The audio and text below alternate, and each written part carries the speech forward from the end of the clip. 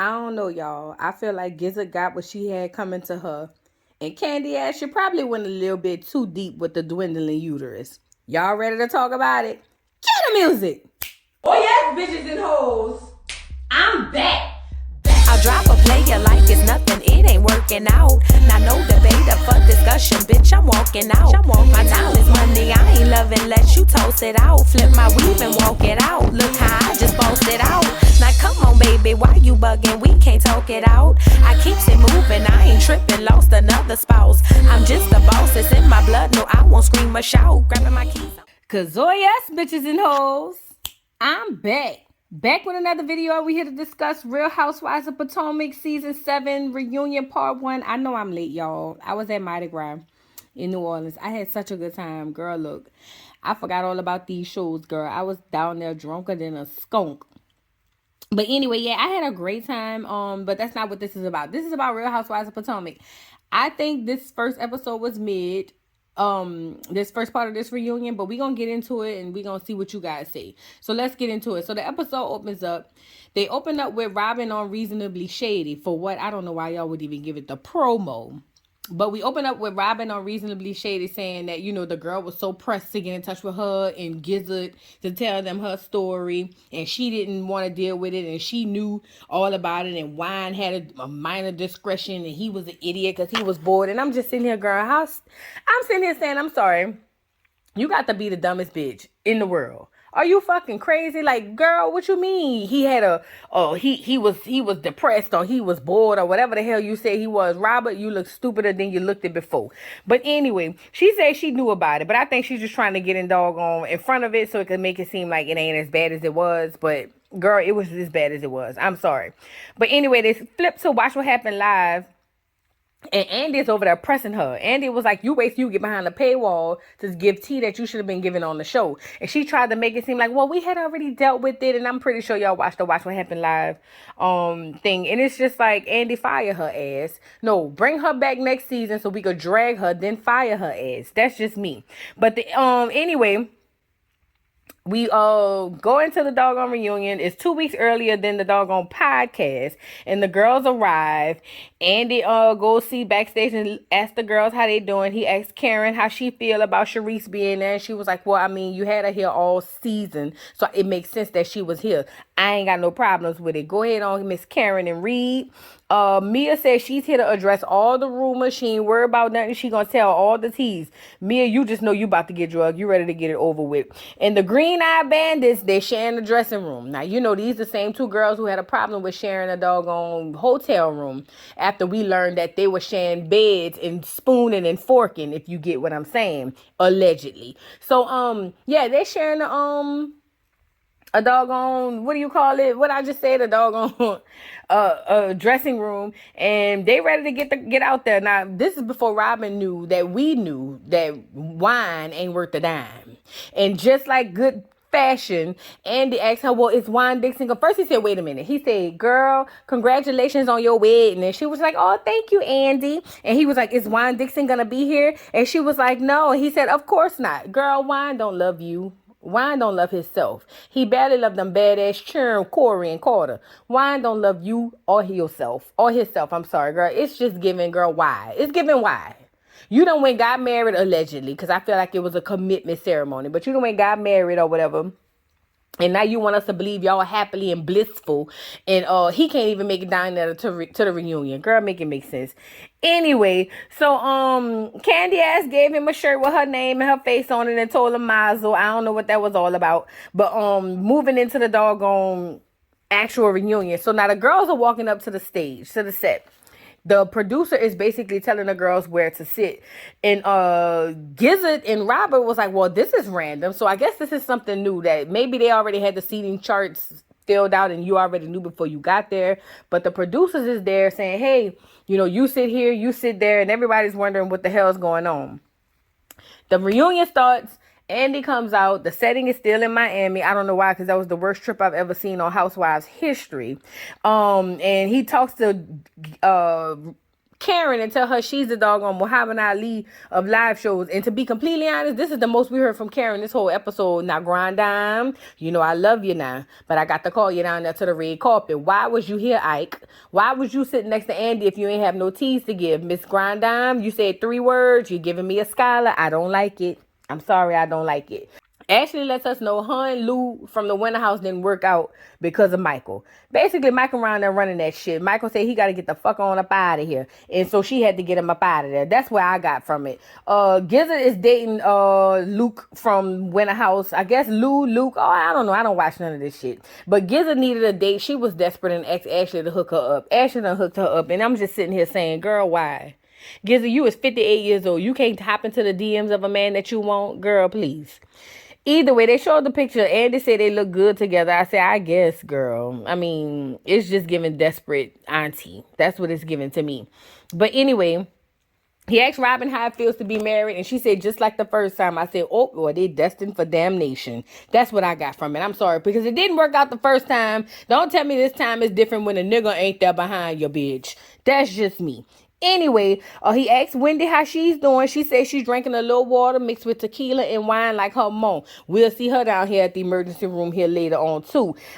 Andy tell Candy Eyes she looks like she's down there with the Cookie Monster. And Candy Eyes said, you know, well, he told her, look, before we get out here, you know they're going to be making reference to Cookie Monster. Is this a Sesame Street homage? And she said, you know, it might be, but I don't have the keys. Ashley big head ass got him with her best friend. I said, oh, Reed, let's move on. So he asked the girls how they felt about the seating. And Candy Ass was like, you should know you the one made him. I said, go ahead on, Candy Ass. You're trying to get fired, girl. You're already on the wing of a prayer.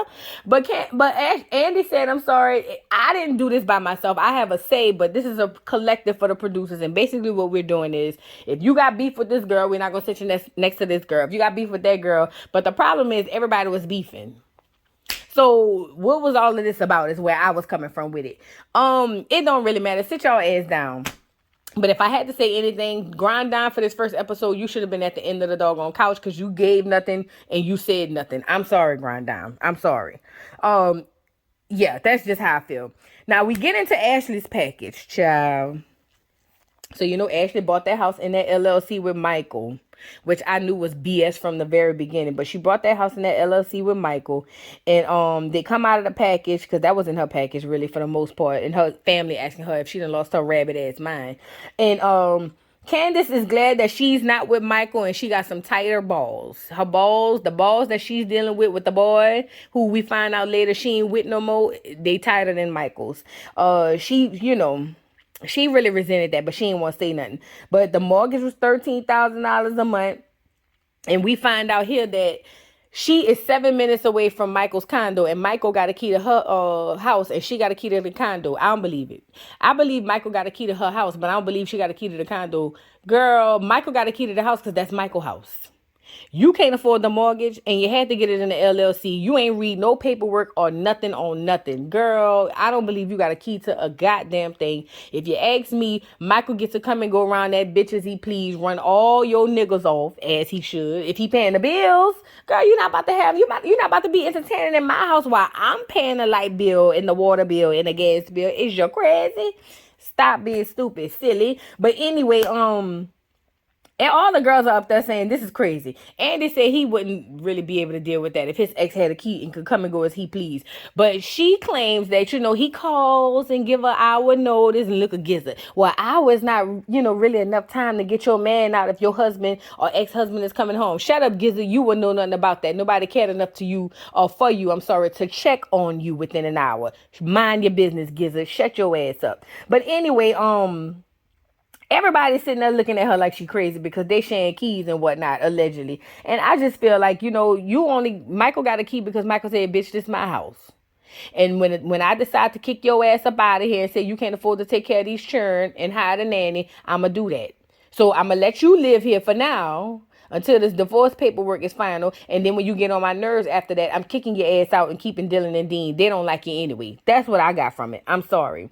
But anyway... They get on the boy Luke, or Luke or whatever the dude name is she was messing with from Winter House. And we find out that he had to go. One day Michael came around there and dropped them churn off, and she told him he had to go. So they haven't really been kicking it like that, you know. And Lou felt some type of way because Lou was like, well, damn, bitch, like I'm just chilling, you know, up in here with you, you know, kicking, you know, the shit, and you just gonna put me out. And she had a good excuse. She was like, look, I ain't want my churn around him, I just met him. So that you know, that saved you. But Lou told her she need to doggone set boundaries, as she should, but she can't set boundaries, Lou. She don't pay no bills. Her husband pays all the bills. You pay the bills, and then she can set the boundaries. You get it? Buy her a house, Lou. You can't do that, though. I doubt it. Not one like that. But anyway, she lets us know she fell in love with him. She was like, because he was the first person that she had outside of her marriage that showed her so much attention. And that's very typical amongst women. You know, when you come out of a horrible relationship, the first man who show you some type of love and attention and affection, you tend to fall for him. And the whole time he ain't worth shit. You know what I mean? But she's gonna come too. But she said, you know, she fell in love with him, but she had to go ahead on and let bygones be bygones. But Andy comes up and say that if he was Michael and he had this young hot ex-wife or wife for that matter, and she out here TikToking for her life, and all the men's is up in her DMs, it'll make him feel a little impotent. You know what I mean? But you know, and he asked her, is it hard for Michael? And she said no, because Michael is getting peen and vag as he speak. He got it on cold and hot taps. Why would he be worried about what the hell going on with me? And I said, sound about right. Sound about right. That's exactly why Michael ain't giving a damn about it. Listen, Michael only care who she got over there when he home and he ain't got nothing else to do. When he running the country in the world, because you know Michael B's on trips, baby, getting caught on TMZ with his ass out. That's the only time he worried, when he not getting his ass caught. You know what I mean? So Michael ain't worried about her, girl. I mean, I guess if that's what you want to go off and put your head to the pillow the rest of the night, girl, then go, so be it. But she said they both dating, which we already knew Michael ain't never stopped dating. And we find out here Ashley ain't getting a goddamn quarter. I said, Lord, you know, we had a lot of leaders in our day in the African American community. And the fact that they died for us to be able to make decisions and be intelligent and do things. Anna Nicole Smith didn't die for this. Ashley, and you more white than black. Ashley, you big head dummy. You, first of all, let me just say this. Your head shaped like one of them goddamn things from Charlie and the Chocolate Factory. And for your head to be shaped such a dome shape and you not be able to know nothing of what's going on, you don't read no paperwork. Girl, I could have threw my doggone phone at the TV. We find out Ashley lets us know that she ain't getting a goddamn dime from Michael, because Michael has in the clause that anything he made from his businesses before he married her is strictly his. So basically everything he has now is what he had from what he made before her. So now I'm sitting here saying, so you mean to tell me I've been married to you 6, 7, 8 years and you used none of the money you made while we were together to do anything? Make it make sense. But see, that's what a smart, intelligent girl would do or think. You know what I mean? But Giza asked her if she knows, or was it Giza? No, Karen asked her if she knows, how, you know, that to be for certain. Like, do you know what Michael made? Girl, she don't know nothing. And it makes sense because she couldn't even find a doggone or sign the paperwork and buy a house. That girl don't know a goddamn thing. She just don't. And that's just the bottom line. And it makes sense why Michael could sit up here and run her and lead her on to make her think she's going to get this big payday if she just stay married for X amount of time. Whole time he was running circles around your big dumb ass. You know why I blame this on you, Ashley? Because your mama light skinned. And this is nothing against light skinned people. But a dark skinned hood mama would have said, girl, run that paperwork through the doggone lawyer. But you see, when you come from a place of privilege, you feel like everything will work out in your favor. Now look at you, you big dummy. You the biggest loser. I'm sorry, and I don't mean in weight. You the biggest loser, you big dummy. She be lucky if she get child support. Now Mike gonna pay the mortgage round now. And you better not piss him off. But if you get child support, you lucky. Because I feel like he'll take them children from you because they don't like you anyway, Dean or Dylan. Girl, you so stupid and silly. Come on now, suck 'em, silly. What is you doing? But anyway, Wendy asked her why she signed that paperwork. And I'm sitting here going, Wendy, because she can't read. And if she could read, she wouldn't know what the hell was in the paperwork any doggone way. But she ain't getting nothing. And that's just the bottom line. And to me, you know what? You deserve it. I just feel like the city girls took a L because you wasn't smart enough to read the doggone paperwork. So now a fan calls in and asks her, well, basically the fan says that they don't believe Ashley wanted a divorce because of the, not wanting to be monogamous with Michael no more. They feel like she wanted a divorce because she felt like that money was coming. And you know what? I could believe that too, but the joke was on her, you big dummy. You ain't getting nothing. Michael sending you the same way he found you, on the streets with your mom. Girl, this just blew me. I'm sorry. But Andy asked Mia how she feel about it as far as, not being monogamous. And Mia basically said, look, girl, the way I found my man is how I got to keep my man. If my man want to have threesomes and sleep with this one, that, and the third, I get it, things change, but I can't switch up on my man. I got to keep my man. So I said, oh, sound about right. It really do sound about right. But, so now another fan asked a question and asked if she feel bad for saying that Candace was the least accomplished on the show. Because as we see now, Ashley can't afford to pay attention. Right? So, Ashley tries to stand on her square and say, no, I don't feel bad because that's how I felt. Her mom was paying all her bills. And, Candy ass got up and said, it's funny because my generational wealth that my mother was helping me, to pay my mortgage and buy me a home and put down payments and buy, and spend this money on weddings. I find that it's funny that y'all had something to say about me. Y'all drugged me for seasons. And the whole time, Ashley, you can't pay attention. And I was like, you know what? I'm 50-50 with you, Ashley. I mean, not Ashley, Candace, you right. I think the world, especially the black women's problem was not only was your mama taking care of your ass, she was taking care of a white man. That just don't sit right with us. Listen, it don't sit right with black women that your mama taking care of any man. But if you gonna go get a white man with brown peen, he got to have a white wallet too now. Come on now. This ain't right. This ain't right. That's what the world's problem was. It wasn't the fact that he was that your mom was paying your bills. If you were single, girl, nobody would have said nothing. You had an able-bodied white man. He is born with 800 credit scores. How is it that he was working from pillar to post and your mama paying all the bills? That's what we had a problem with, Candace. It wasn't that your mom was taking care of you. It was that your mom was taking care of y'all. You get it? At least I could speak for me and a lot of people who think like me. But, Candy Ass was just like, I find it funny that you, drug me or whatever, but it seems like you can't even be smart enough to read the paperwork. And if you read through all that confetti and decorations on the paperwork, you would know that your ass wasn't getting shit, bitch, or whatever. And Ashley was like, girl, please, one thing about it, when my children turn 30 or 40 or however old, they will have a house. And like Candace said, not on the merits of you, bitch, on the merits of their daddy. So with that being said, you ain't got shit. So hopefully one day you learn to read and comprehend and you will have something. I say, oh, go ahead on, Candace. I'm here for that read.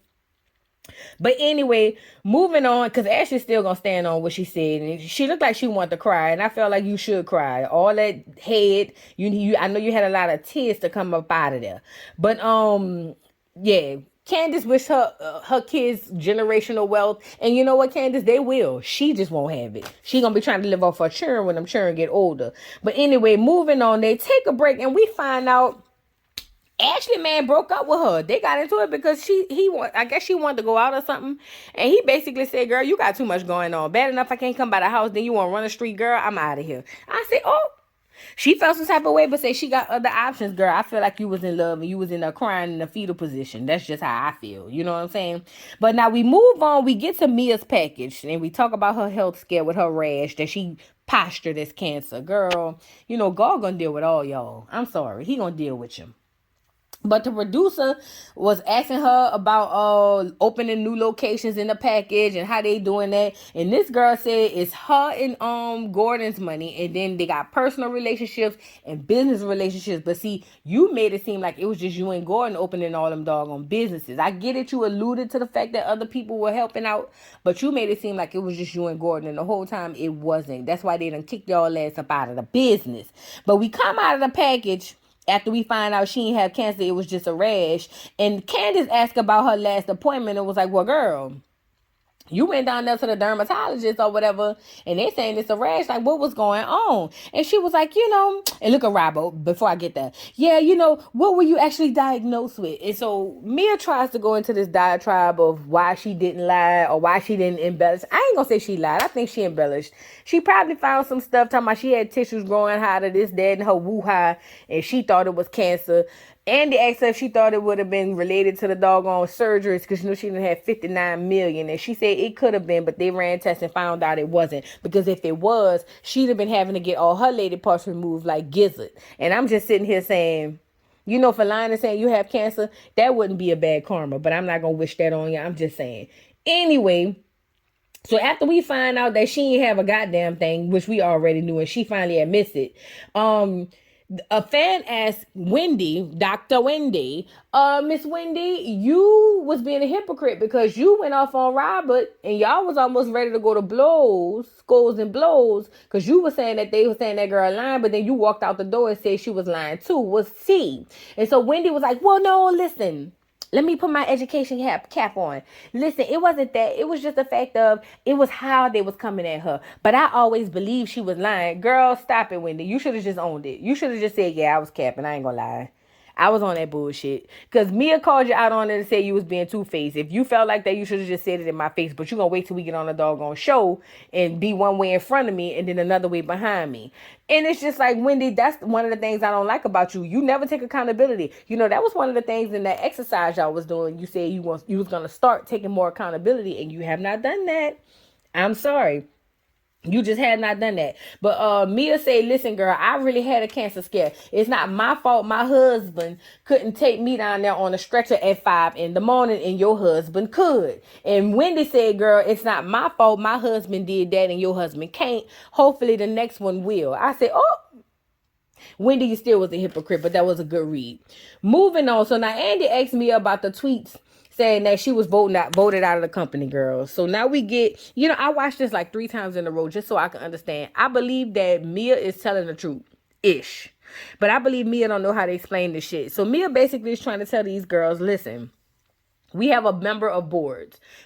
She has 3 managing members on the board, and there's 8 people on the board total. But the managing members, which are 3 people, I believe she said it's this guy who got money and clout, and then it's her and Gordon, I believe. I don't know if they share it, and then somebody, and then another, the brother or whatever. Long story short, they ended up voting her and Gordon out. She didn't get into details for sure as to why, but she said they was voted out because the new dude felt threatened that maybe he would be voted out, I guess, later on down the line somewhere. I don't goddamn know. But, yeah, so she's trying to explain that the girls are laughing because they trying to keep up with the arithmetic and the way she's telling it. And I watched Carlos King's podcast, and he even said he kind of understand what she was trying to say, but she just have a bad way of explaining. I'm guilty of that as well. But I don't think she was lying as far as how she got voted out. I believe that she just had a bad way of explaining it. And because she lied so much, people automatically just assume she was lying. That's just my opinion. But yeah, she's got kicked out, her and Gordon, even though she claims she still owns a high stake in the company. As far as being on the board, she won't be able to do that, but she'll get proceeds. I think that's what I got from it. Y'all drop down in the comments and let me know if I'm tripping on that. But I think that's what she was trying to say. But basically, Andy was like, but girl, I thought you was a CEO. How does a CEO get fired? And she told the girls, listen, y'all can sit over there and laugh, but y'all don't understand business. And you know what? Wendy damn sure don't understand no business. And that's a fact. Because we ain't seen no oil and candle on Amazon. Sorry. So you might have been on to something right there.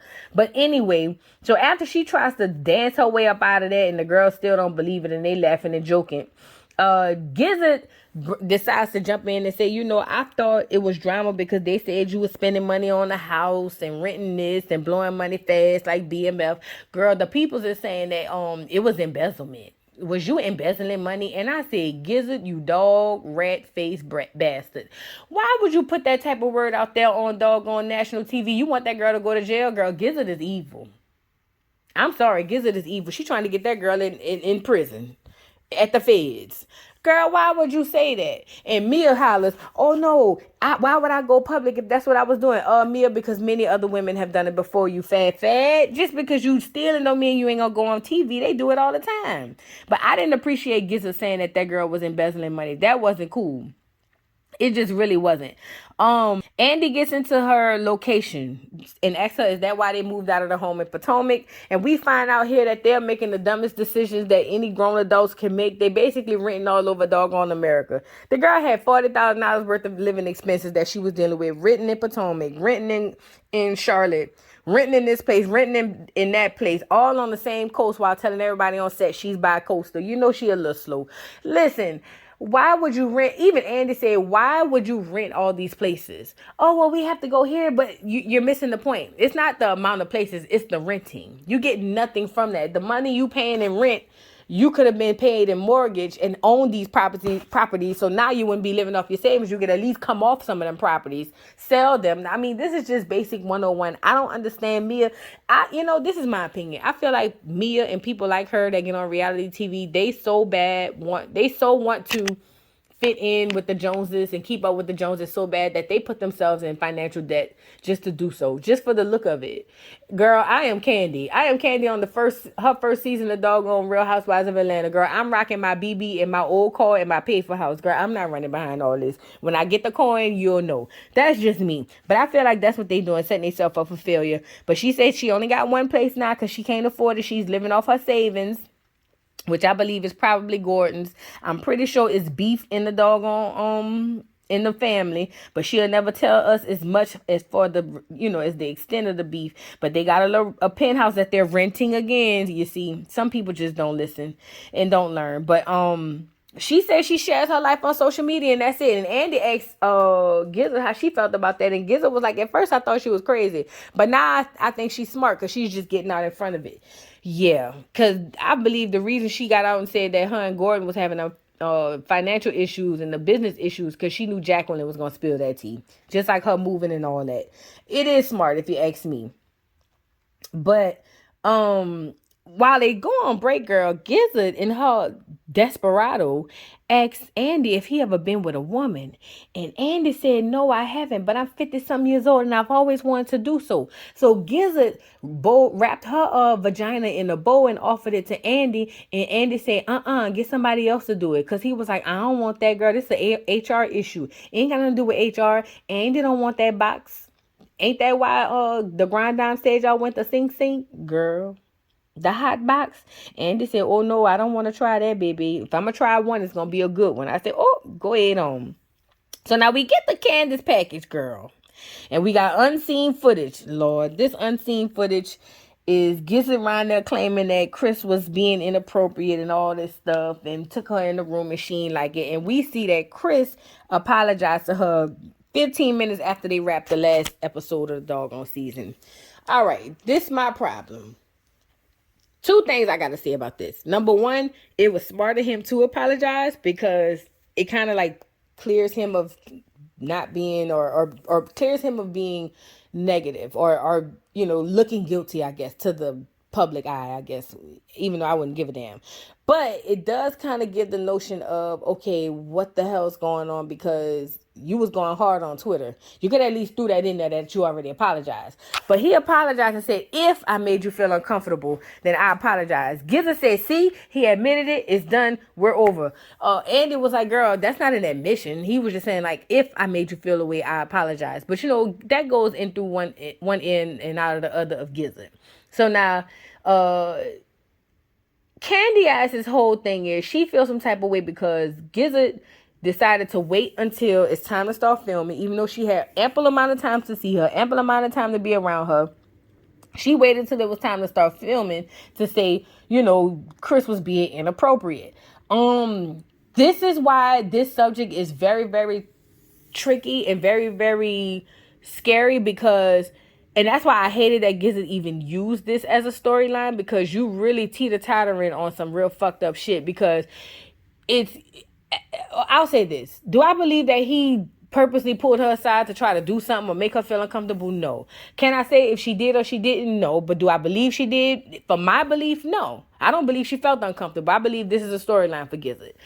However, Candace, you cannot sell a victim, even if it's alleged, when they should or shouldn't be able to say what they want to say. Because see, Gizzard's whole thing is, I said something when Ashley came out and said he was climbing in her DMs. That was her whole thing. She was like, that's the reason I said something then, because, you know, I saw that it was a pattern. Candace, you don't get to say when somebody gets a report. You just don't. Because we got to keep it fair. I get it. We don't like Gizzard. I can't stand her more than anybody. But I'm not going to tell her when she can and can't report. I'm just sorry. So I think that was a fail on your attempt, Candace. I think you should have just took the high road and been like, yes, he apologized. He felt the way that you was dragging it or whatever, whoop-de-whoop. But he did nothing wrong. That's why he said if he made you feel uncomfortable. I just would have harped on that. But to try to victimize her, even though she wasn't a victim from the beginning, but then to re-victimize the alleged victim by saying you could have said something this time at this time. It's so many times women have issues with wanting to come out and say what happened to them and feel like because of timelines they can't. You know what I mean? And that's very, very tricky and very, very dangerous, Candace. It's very, very dangerous. And you lucky the Me Too bitches ain't come drag your ass. I ain't go on Twitter, but you lucky. You lucky you might be around the fan favorite round this time. But basically, Gizzard goes to apologize because she said she was putting 20 on 10.